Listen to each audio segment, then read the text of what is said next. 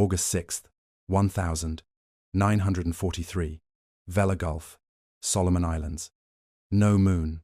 Black water slicing past at 30 knots as Lieutenant Commander Katsumori Yamashiro gripped the bridge rail of the destroyer Hagikaze. In his pocket, a photograph of his daughter he would never see again. He'd made peace with this. Every man aboard had. The Tokyo Express had humiliated the Americans for 18 months. Superior optics, unmatched training, and the long-lance torpedo that could kill from 20 miles away. Tonight would be no different. Deliver troops to Kolombangara, slip past the enemy, home by dawn. They'd done it dozens of times. Young Ensign Nakamura stood beside him, whispering the words every sailor knew by heart. Death before dishonor. We die on our feet, or in the sea. Yamashiro nodded. There would be no capture.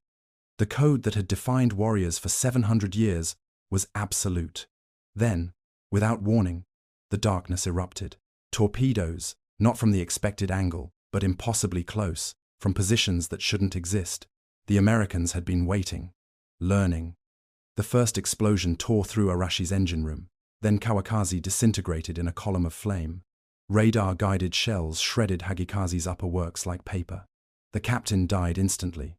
As seawater flooded the compartments and the destroyer began her death roll, Yamashiro gave the order he never thought he'd speak. Abandon ship. In the burning water, clutching grenades, the survivors faced a moment Bushido had never prepared them for. American destroyers approached slowly. Cargo nets dropped. Voices called out in broken Japanese. The enemy was trying to save them. The 6th of August, 1943, 2100 hours. Vella Gulf, Solomon Islands. Lieutenant Commander Katsumori Yamashiro stood on the bridge of the destroyer Hagikaze as darkness swallowed the tropical sea like ink spreading across silk. In his left breast pocket, carefully folded, a letter to his wife he would never send. Words of love and duty that would dissolve in seawater before dawn. In his right pocket, wrapped in oilcloth, a photograph of his daughter, 5 years old. Her smile captured in a moment he could barely remember through the fog of 18 months at war. He'd made peace with never seeing her again. Every man aboard had made that same cold calculation, that same warrior's bargain with fate. In 90 minutes, they would be dead. They knew this with the certainty of men who'd studied their orders and understood what the darkness held. They'd known it since the briefing 6 hours earlier, when the mission parameters made clear that survival was not part of the equation. But here's what they didn't know, what none of them could possibly imagine. Before the sun rose over these blood-warm waters, enemy hands would pull them from the sea. American hands. And this single act of mercy, this gesture of humanity from men they'd been taught to see as demons, would wound them more deeply, more permanently, than any torpedo ever could. Yamashiro and his crew belonged to Japan's elite Tokyo Express, the destroyer squadrons that had transformed the Solomons campaign into America's recurring nightmare. For 18 months, these ships had owned the darkness, racing down the slot between the islands with impunity, delivering troops and supplies, while the Americans fumbled in the night like blind men. Their night fighting techniques were unmatched, honed to a razor's edge through brutal training that began before the war and continued through every engagement. No radar. The Japanese considered the American reliance on electronics a weakness, a crutch for sailors who couldn't see with their own eyes. Instead, they used extraordinary training, superior optics that could pick out a destroyer's silhouette at impossible distances, and most devastating of all, the Type 93 torpedo. The Americans called it the Long Lance, and they called it that with a mixture of fear and grudging respect. 24 inches in diameter, oxygen-fueled, capable of striking from 20 miles away with a warhead that could break a cruiser's back. The Americans had nothing that could match it. Nothing even close. With these weapons, Japanese destroyers had sunk American cruisers in night actions that became legends of humiliation. Savo Island, where 4 heavy cruisers went down in less than an hour. Tassafaronga, where a single Japanese squadron mauled an American task force and escaped unscathed. The Tokyo Express had become a symbol of Japanese naval supremacy, proof that superior training and warrior spirit could overcome America's industrial might. Tonight's mission was a familiar one, rehearsed and executed dozens of times. Deliver reinforcements to the garrison on Kolombangara, slip past whatever American forces might be lurking in the darkness, and return to base by dawn. 3 destroyers, Hagikaze, Arashi, and Kawakaze, cutting through black water at 30 knots, their wakes phosphorescent in the tropical night. No moon. Cloud cover obscuring the stars. Perfect conditions for the kind of operation that had made the Tokyo Express a byword for Japanese naval excellence. Yamashiro watched the younger sailors prepare themselves in the way warriors had prepared for battle for 700 years. Some wrote final letters in the dim red light below decks, their characters precise even as the ship vibrated with the thrust of her engines. Others tied hachimaki headbands around their foreheads, white cloth inscribed with prayers and poems, the eternal symbols of the samurai facing death. A few gathered around small Shinto shrines installed in corners of the ship, whispering prayers to ancestors and gods, asking not for survival but for courage, for the strength to die well. One young ensign, Takeshi Nakamura, just 22 years old, his face still holding the softness of youth despite 18 months of war, confided to Yamashiro that he feared not death itself, but capture. The very word seemed to stick in his throat, as if speaking it aloud might make it real. Yamashiro placed a hand on the young officer's shoulder and spoke the words that every Japanese sailor had internalized until they were more fundamental than breathing. There will be no capture. We die on our feet or in the sea. This is our way. This has always been our way. Nakamura nodded, his face settling into calm acceptance. The crew believed in their training with religious fervor. They believed in their weapons, in the superiority that 18 months of victory had proven beyond doubt. More than that, more fundamental than any tactical consideration, they believed in the code that had defined Japanese warriors for 7 centuries. Death before dishonor. Surrender was not in their vocabulary. It didn't exist as a concept, as an option, as anything other than an unthinkable betrayal of everything that made a man worthy of the name. At 2,330 hours, the universe rewrote itself. American destroyers, 6 of them, twice the Japanese force, were already there. Not searching, not patrolling, but waiting in perfect ambush formation, like tigers crouched in tall grass. What the Japanese didn't know, what they couldn't know, because their intelligence had failed and their doctrine had made them blind, was that the Americans had been studying them, learning from every defeat, analyzing every engagement, adapting with a pragmatism that Japanese tradition couldn't accommodate. Tonight, Commander Frederick Moosbrugger had done something unprecedented in American destroyer tactics. He'd abandoned the textbook entirely and borrowed from the enemy. His destroyers sat in silent running, divided into 2 attack groups in the Japanese style, using night fighting discipline that would have made a Tokyo Express commander nod in recognition. No warning, no declaration, no honor in the old sense, just cold, calculated violence executed with perfect precision. The first torpedo spread launched in total silence, 20 long-lance torpedoes streaking toward the American formation on courses that should have guaranteed devastation. Every single one missed. The Americans had anticipated the attack angle, positioned themselves with radar-guided accuracy in exactly the wrong place for the Japanese fire solution. Then American torpedoes, launched from impossibly close range, slammed into Arashi and Kawakaze with the sound of the world ending. The explosions tore through engine rooms in sequential blasts that sent columns of flame 500 feet into the night sky. Secondary blasts ignited fuel bunkers, ammunition magazines, everything that could burn. Within 4 minutes from perfectly functioning warships to broken metal settling toward the bottom, both destroyers were breaking apart, their backs snapped, their crews dying in darkness and fire, and the terrible confusion of men who'd believed themselves invincible. On Hagikaze's bridge, Yamashiro watched in disbelief as his sister ships died. The Americans hadn't just won. They'd won using Japanese tactics, perfected and improved, turned back against their creators, with the efficiency of a mirror reflecting sunlight into blinded eyes. The 7th of August 1943, 0015 hours. The water burned. Fuel oil coated everything, a thick black film that turned the tropical sea into liquid tar, filling mouths and nostrils and eyes with the taste of refined death. Men choked on it, coughing up black phlegm that mixed with seawater and blood. The ocean that had been bathwater warm by day felt cold now. Or perhaps it was shock that made survivors shiver uncontrollably as they clung to debris in the darkness. Bodies floated everywhere, some moving with the weak paddle of injured men trying to stay afloat, most not moving at all, just drifting face down in the oil slick that spread across hundreds of yards of black water. Yamashiro treaded water, his left hand gripping a piece of wooden decking that had been part of Hagikaze's bridge 30 minutes earlier, his right hand instinctively checking his pockets to ensure the photograph of his daughter remained sealed in its oilcloth wrapper. Around him in the darkness, perhaps 60 survivors from 3 ships that had carried over 800 men to their deaths. The mathematics of naval warfare rendered in floating corpses and the weak cries of dying sailors calling for help that would never come. The Americans were still there. Destroyer silhouettes circled the killing ground, like sharks returning to investigate what remained of their prey, their grey hulls visible only as darker shapes against the night sky. Searchlights swept the water in methodical patterns, hunting for something, and every man in the water knew what those lights meant. This was the moment every Japanese sailor had been trained for, the scenario rehearsed in their minds, until it became muscle memory, more fundamental than swimming.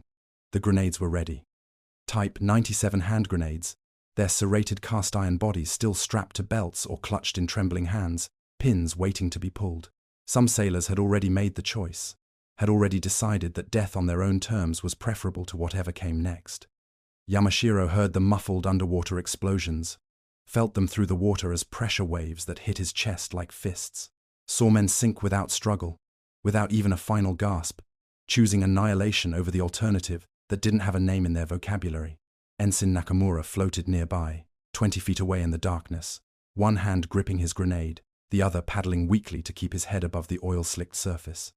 His eyes met Yamashiro's in the sweep of an American searchlight, and in that brief moment of illumination, the executive officer saw everything he needed to see: terror, confusion, and most devastating of all, a desperate need for orders. "Should we die now, sir?" The question hung unspoken between them, more urgent than any tactical consideration they'd faced in 18 months of war. The grenade was right there. The pin could be pulled in less than a second. Death would be quick, final, and most importantly, it would be according to the code. But something unexpected happened. Something that shattered the careful preparation and 7 centuries of warrior tradition more completely than any torpedo hit. The American destroyer USS Dunlap approached slowly, her engines barely turning over, moving at a speed too deliberate for an attack run, too careful, too controlled. Cargo nets dropped over her side, the thick rope mesh unrolling down the grey hull to kiss the water's surface. American voices shouted across the gap between the living and the dying, not in rage or triumph, but in something that sounded impossibly like instruction. Ropes hit the water with splashes that echoed in the sudden quiet. A cultural impossibility unfolded before Yamashiro's disbelieving eyes. The Americans were trying to save them, not interrogate them, not execute them, not leave them to drown in the fuel oil and darkness. Save them. Actually, genuinely attempting to pull enemy sailors from the water, as if they were their own men. Yamashiro's mind simply could not process this information. In 18 months of war, he'd never heard of such a thing, never encountered even a rumor of American ships attempting rescue of Japanese survivors from destroyer actions. The fighting in the Solomons had been too vicious, too personal, marked by atrocities on both sides that made mercy seem like a relic from a more civilized age. Everyone knew the Americans took no prisoners in naval combat. Everyone knew that survivors were left to the sharks and the sea. This was the calculus that made carrying grenades logical, that made suicide seem like the only rational choice. But here, impossibly, incomprehensibly, American sailors leaned over the rail, extending their hands toward men who'd been trying to kill them 15 minutes earlier.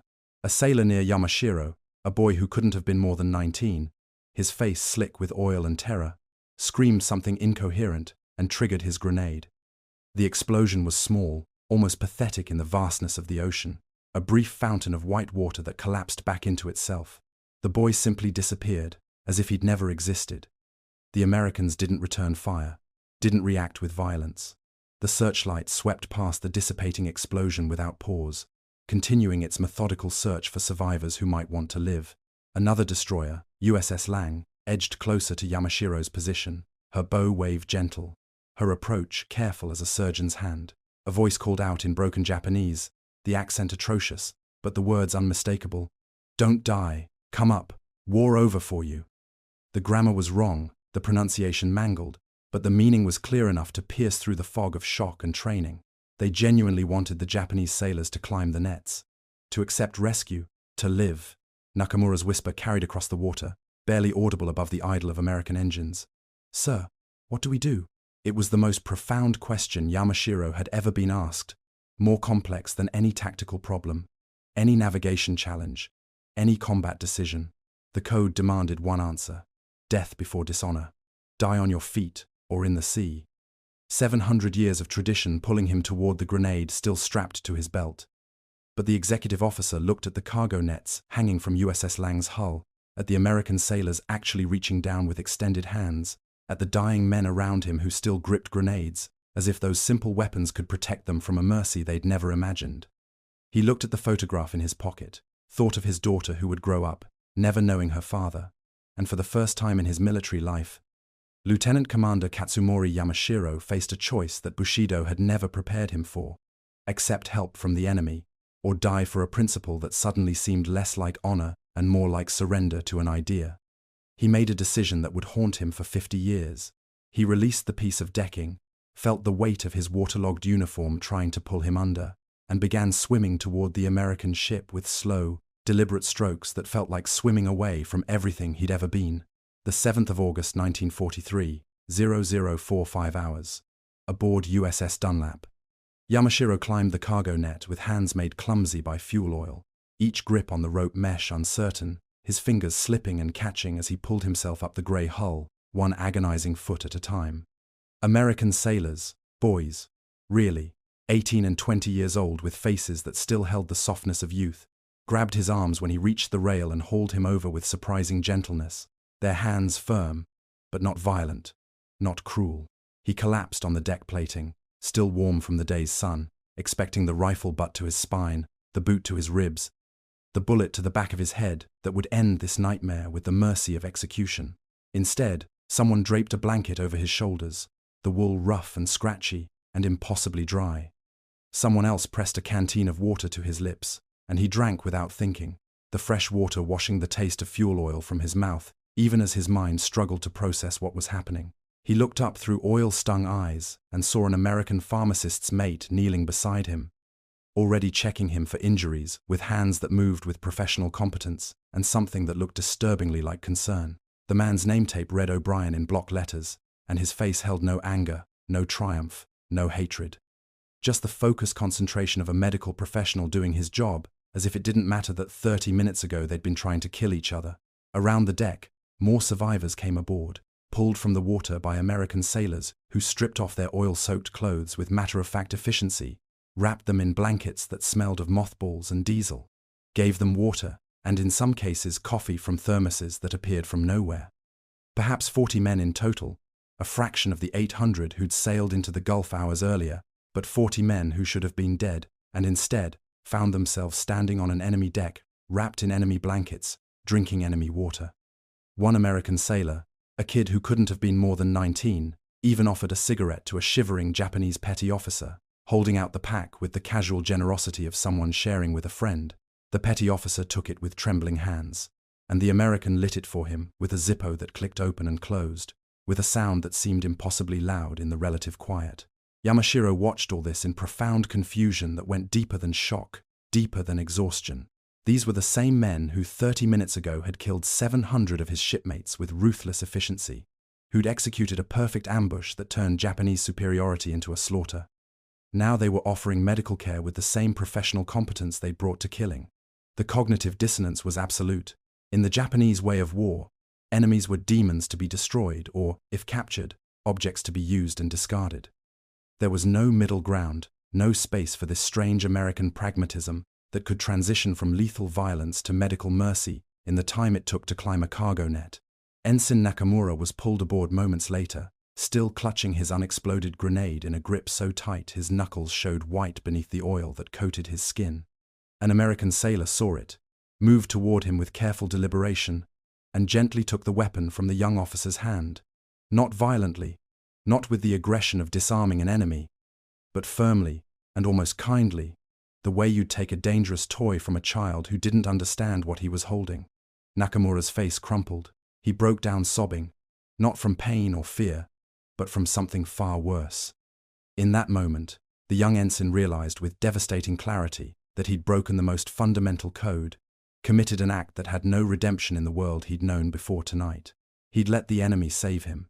His family would be disgraced. His name would be stricken from his village's shrine. In the tight-knit fabric of Japanese society, he'd committed an act worse than cowardice, worse than desertion, Worse than any battlefield failure, he'd accepted mercy from an enemy. And in doing so, he'd proven himself unworthy of the warrior tradition that stretched back 7 centuries. Chief O'Brien tried to comfort him, kneeling beside the weeping young officer with an expression of genuine concern, not understanding why this kid was falling apart when he'd just been saved. The American pharmacist's mate thought it was shock, or pain from injuries not yet discovered, or simple fear working its way out of a traumatized nervous system. He had no framework to understand that he was witnessing a soul in agony, a warrior mourning his own honor, a young man realizing in real time that he could never go home, not truly, because the person who'd left Japan no longer existed. That version of Ensign Nakamura had died in the water when he'd chosen to swim toward the cargo net instead of pulling the pin on his grenade. The American perspective emerged with devastating clarity as Commander Frederick Moosbrugger appeared on deck, moving among the rescued Japanese sailors with the calm authority of a man who'd just won the most decisive destroyer action of the Pacific War. 3 enemy ships sunk in less than 20 minutes, 0 American losses. Not a single casualty aboard his 6 destroyers. It was the kind of perfect victory that would be studied in naval academies for decades, the moment when American destroyer tactics finally surpassed their Japanese teachers. But Moosbrugger didn't celebrate. He walked among the survivors with the same professional detachment his medical personnel had shown, ensuring they were being treated according to Geneva Convention protocols, that the injured were receiving care, that no one was being mistreated. An officer approached him, a young lieutenant whose face still held the flush of combat adrenaline, and asked the question that perhaps half the crew was wondering, "Sir, why risk the rescue? They're just Japs." Moosbrugger's response revealed everything about the evolution of American thinking, about how the U.S. Navy had learned not just Japanese tactics but something more fundamental about the nature of modern warfare. They're sailors, same as us. "War's up there." He pointed to the still-burning oil slicks where Arashi and Kawakaze had gone down. "Not down here. Besides, maybe they'll tell us something useful." It wasn't pure mercy. It wasn't altruism born from humanitarian ideals or Christian charity. It was pragmatic in the most American sense. Rescued enemies provided intelligence about ship movements, tactics, morale. Treating prisoners well made future enemies more likely to surrender rather than fight to the death. In the vast Pacific theater, where neutral nations and international observers watched every action, rescue operations created goodwill that had strategic value beyond any single battle. But to the Japanese survivors huddled on Dunlap's deck, the why didn't matter. They didn't see pragmatism or calculated strategy. They saw a gulf between warrior cultures so vast that no amount of explanation could bridge it. They'd been raised in a tradition where mercy was weakness, where surrender was spiritual death, where the only honorable outcome of defeat was annihilation. The Americans operated from a completely different code, one that said survival had value, that intelligence gathering justified rescue, that enemies today might be sources of information tomorrow. The 2 worldviews were so fundamentally incompatible that no translation existed. The chapter closed with Yamashiro below decks, wrapped in an American blanket that smelled of mothballs, drinking American coffee that tasted of chicory and bitterness, guarded by American sailors who treated him with neither hatred nor friendship, but professional detachment. He touched the photograph of his daughter through the blanket, felt the oilcloth wrapper that had somehow kept it dry through the water and the rescue. And he knew with absolute certainty he could never go home now.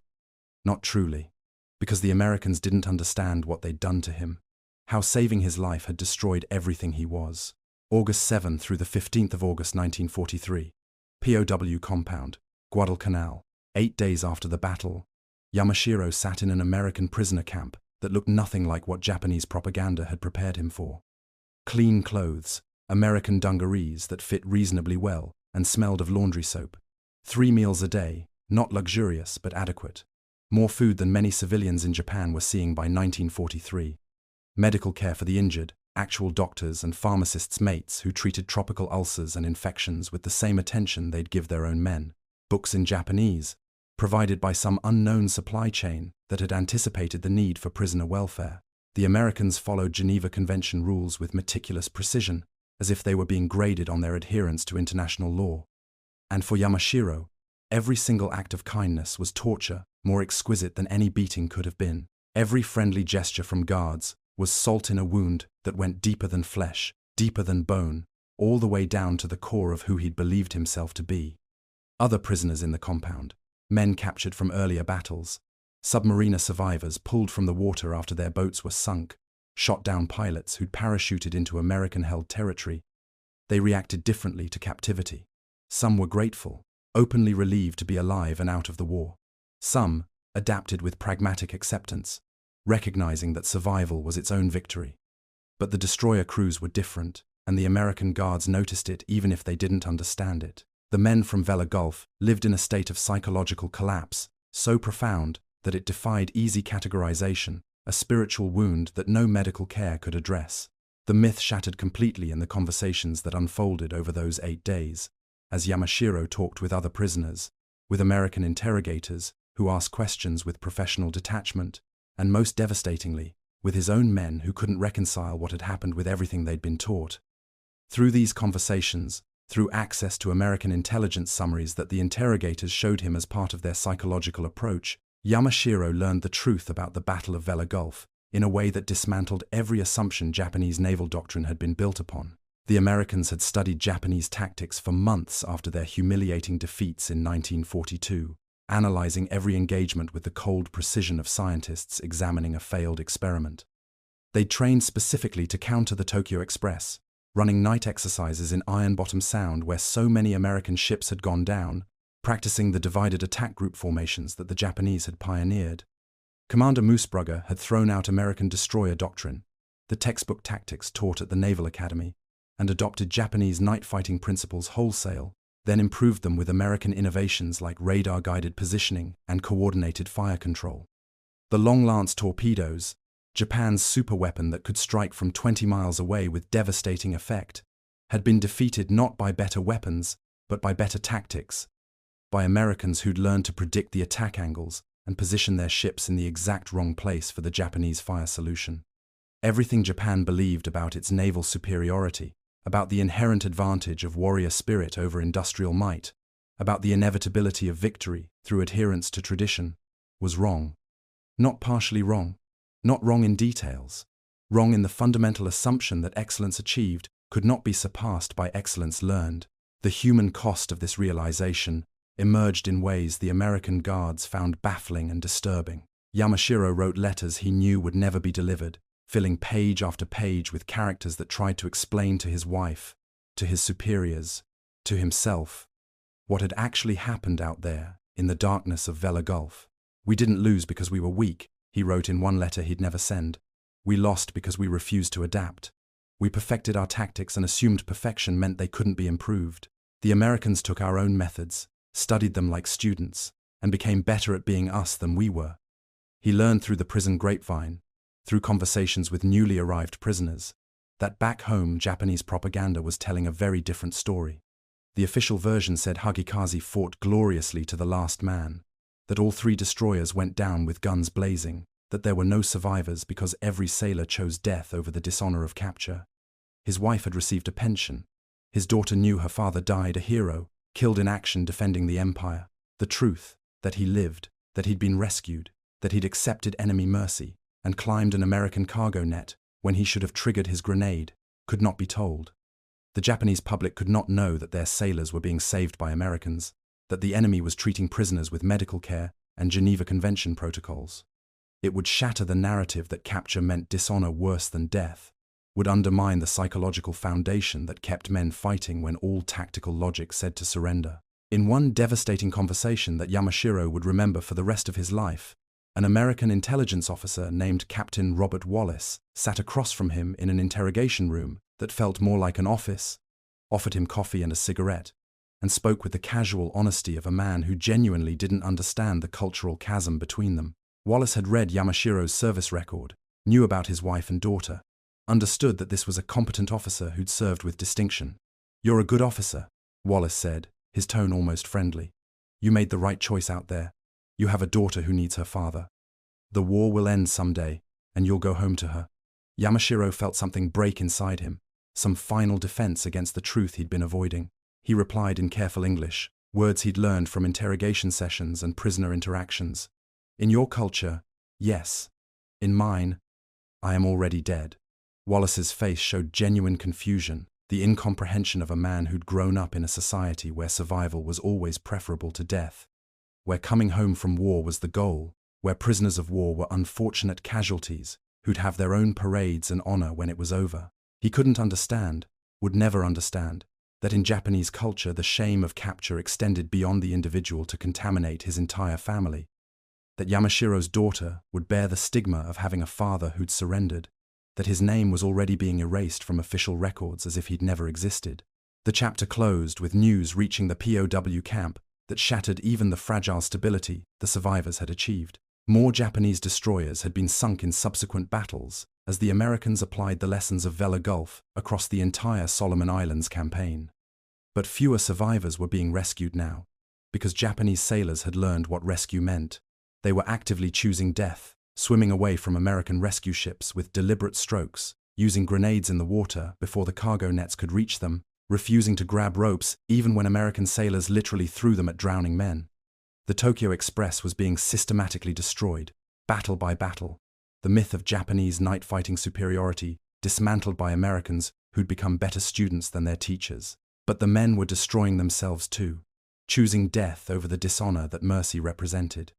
Yamashiro realized with terrible clarity the war would eventually end, Japan would lose, the empire would fall. But what happened to men like him, the saved ones, the survivors who'd accepted enemy hands and climbed enemy cargo nets, when they tried to go home to a society that had already declared them dead? August through September 1945. 2 years after his rescue, Yamashiro was still alive, and that fact alone had become a kind of miracle he'd never wanted. He'd survived jungle diseases that killed stronger men, malaria that turned his body into a furnace of fever and chills, dengue that felt like his bones were breaking from the inside out. He'd survived American captivity, which proved easier to endure than the psychological weight of knowing he was surviving when honor demanded he should have died. He'd survived the atomic bombs that ended the war, learning about Hiroshima and Nagasaki through stunned American guards who barely understood what their own country had unleashed. And he'd survived the knowledge that Ensign Nakamura, the young officer who'd looked to him for guidance in those final moments in the water, hadn't made it through captivity, dying from malaria in the POW camp 6 months after Vella Gulf, his body giving out because his spirit had already surrendered to despair. When Japan finally surrendered in August 1945, when Emperor Hirohito's voice crackled over radios telling his people to endure the unendurable and bear the unbearable, Yamashiro faced the moment he'd been dreading for 2 years, going home to a country that didn't want men like him back.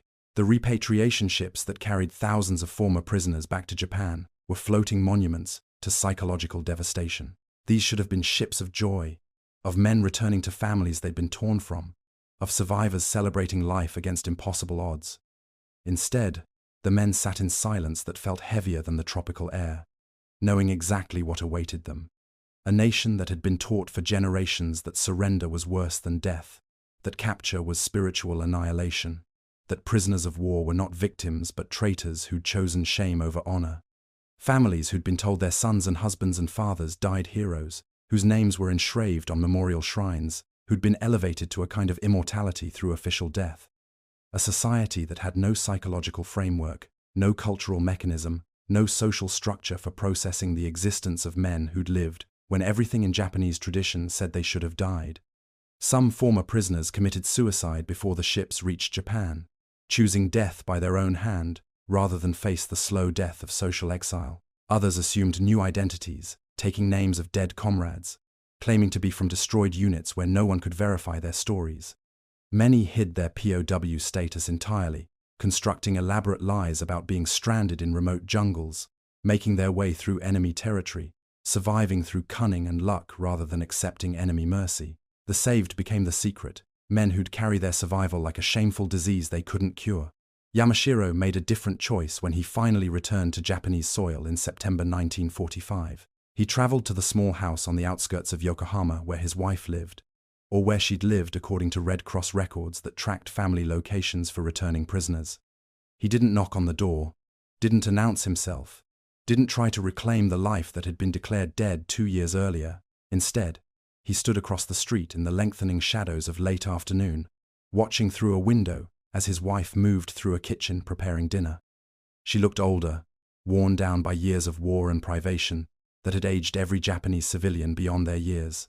But she was alive, and that was enough.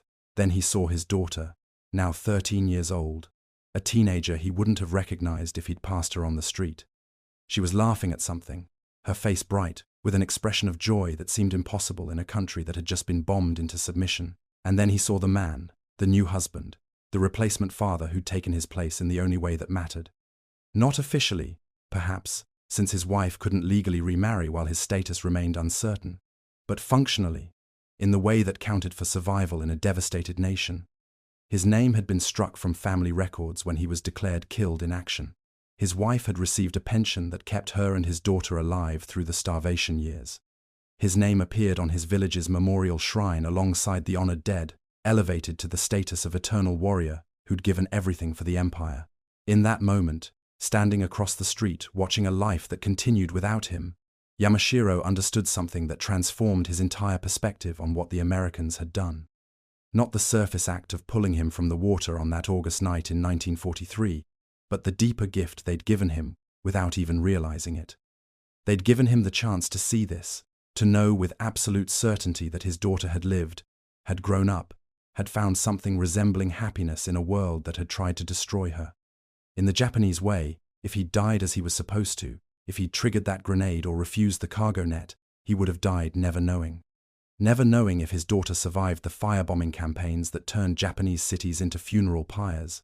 Never knowing if she made it through the starvation years when civilians ate grass and bark to survive. Never knowing if the atomic bombs, or the Soviet invasion, or the final collapse of the empire had taken her.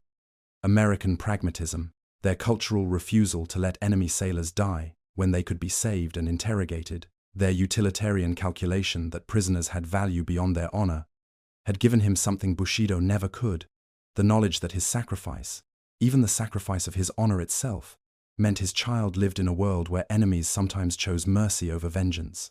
Yamashiro never contacted his family, never knocked on that door, never tried to resurrect a ghost. Instead, he moved to a coastal fishing village on the western shore where no one knew his history, where the war had been something distant and abstract, where a man could claim to be a veteran without specifying which unit or which battles or which shameful circumstances surrounded his survival. He took a new name, Takeshi Watanabe, choosing the first name of the young ensign who died in captivity, carrying that boy's memory in a way that felt like penance. He fished. He lived. He existed in a kind of liminal state between the living and the dead, neither fully one nor the other.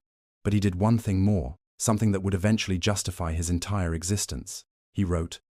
In secret, in notebooks he kept hidden in a box beneath his bed, he recorded the story of the Battle of Vella Gulf, exactly as it happened. Not as Japanese propaganda told it, not as official histories would record it, but as it truly unfolded in those terrible minutes when American innovation shattered Japanese certainty. He described Commander Moosebrugger's tactical genius in abandoning doctrine to adopt enemy methods. Chief O'Brien's gentle hands treating wounded enemies as if they were human beings worth saving. The American sailors who saw Japanese survivors not as demons to be destroyed, but as men worth pulling from the water. He wrote it all down in characters that flowed across page after page, a testimony to a truth that Japan in 1945 wasn't ready to hear, and he sealed it in a box he never intended to send anywhere, because some truths need to wait for their moment.